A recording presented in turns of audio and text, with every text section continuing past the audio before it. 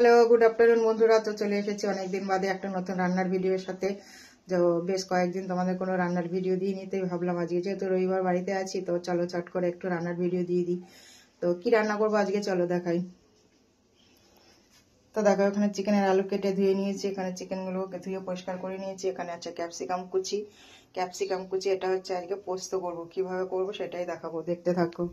আর এখানে দেখো পোস্ত বেটে নিয়েছি, টমেটো কুচি, পেঁয়াজ কুচি, আর এখানে আছে আদা রসুন পেঁয়াজ আর কাঁচা লঙ্কা একসাথে পেস্ট করে নিয়েছি। চলো দেখতে থাকো রান্নাটা। বলে কড়াইটা একটু কালো কালো হয়ে রয়েছে, কিছু মনে করো না। তো দিয়ে দেবো কালো জিরে ফোড়ন, তারপর দিয়ে দেবো বেশ খানিকটা পেঁয়াজ কুচি।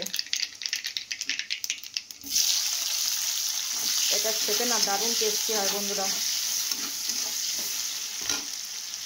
এটা একটু লাল লাল করে ভেজে নেব।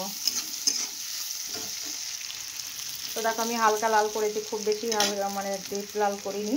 এর সাথে দিয়ে দেবো এবার ক্যাপসিকামের সাথে ভাজার সাথে কিছু ওটাও ভাজা হবে। এই ক্যাপসিকাম পোস্তটা বন্ধুরা তোমরা যদি কেউ খেয়ে থাকো প্লিজ একটু কমেন্ট করে জানিও। আমার তো দারুণ লাগেনি, এর আগে অনেক একদিন করে খেয়েছিলাম, তো আবার অনেক দিন পরে মনে হলো যে আজকে একটু করে দেখি, খুব ভালো লাগে সেটা গরম ভাতের সাথে। আর যদি যারা না খেয়ে থাকো তারাও একদিন করে খেয়ে দেখো, খুব ভালো লাগে।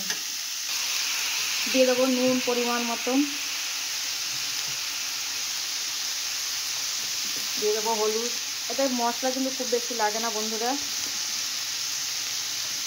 খালি পেঁয়াজটা একটু পরিমাণটা বেশি দিতে হয়। তো দিয়ে দেবো দেখো সামান্য একটু চিনি, ব্যাস আর কিছু দেবো না। এইবারে চাপা দিয়ে দেবো, একটু জলও লাগবে না, জানো এইটাই সিদ্ধ হয়ে যাবে।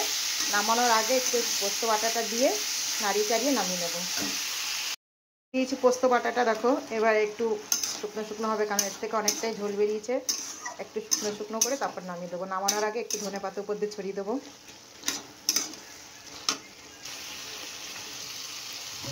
এবার দিয়ে দেবো ধনেপাতা কুচি।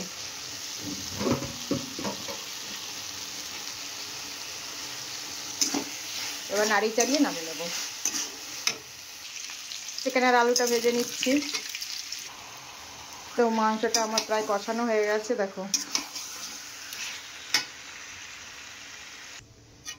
তো দিয়ে দিলাম ঝোল, এবার চাপা দিয়ে দেবো একটু।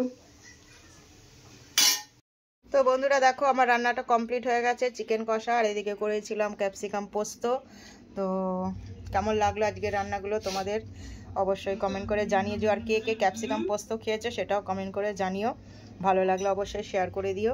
তো সবাই ভালো থেকো, সুস্থ থেকো, টাটা।